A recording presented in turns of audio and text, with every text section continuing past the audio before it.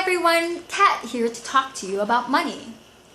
So in our first episode, I created the $5,000 or better challenge, where I invited people to challenge themselves to make $5,000 or better by July 31st. Today is July 10th, and so far I've made $568, give or take.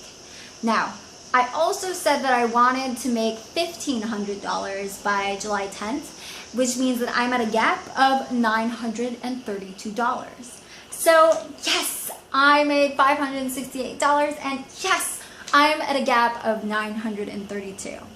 And what I want to acknowledge is that ever since I set the challenge, I've suddenly had tons of people calling me, providing me opportunities to make money. I've had coworkers call in to ask me to take on extra shifts or some little assignments. Luckily enough, the minimum wage in Washington, D.C. also got bumped up from $10.50 to $11.50. And that's how I made $568. On the other hand, I have a gap of $932. And what I see that's missing is really a lot more effort in the job game. So I've been resisting and maybe like applying for a full-time 9-to-5 job, or avoiding applying for this job for about more than a year now. And this past week, I started to really get why that was. Last year when I was traveling around Southeast Asia, I would wake up at the crack of dawn before the sun would even rise to go watch it at a temple or by the river or something like that. And I really got how my life could be like that every single day. Or I had this choice of getting up at the same time at the crack of dawn to put on an uncomfortable suit, go sit in an office and stare at a computer screen for 8 hours a day, 40 hours a week. And now I'm sure someone out there is like just super turned on by that idea, and that person is not me. I came back to the US because I wanted to make a difference and bring communities together through the arts. I dreamed of creating a world where police officers and the people that they served came together and did improv workshops. They played off each other, yes-anded each other, made stories and made each other laugh, and really built trust between their communities.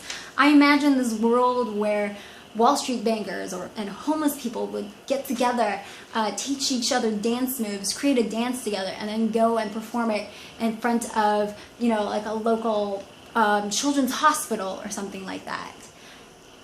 And I just got this past year so scared of that, so scared of like, oh, that job doesn't exist. Nobody would pay me to do that. I need the safety of a 9-to-5 traditional job in order to be able to do what it is that I want. And then this past week happened. Yeah. And I really got how important the contribution I wanted to make was.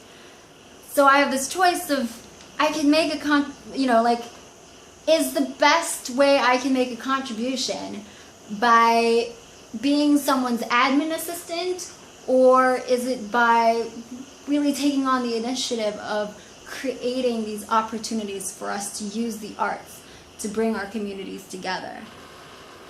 And so I've decided I don't want to have the traditional job. And that's really scary for me to say.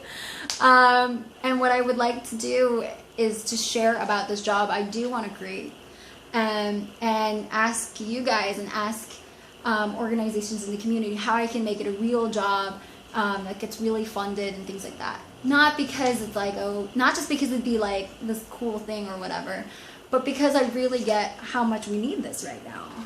Like, what we as human beings can do in the face of death and hate is to be the best things about humanity. and that's laughter, love, and creativity. So if you have any ideas or know anybody who should I talk to about making this job a real thing, if you know any artists, dancers, improv people who want to collaborate with me and provide these amazing opportunities to use art for communities to come together, let me know about that too, so that we can make it all happen. Thank you so much for watching this video, and I'll talk to you soon.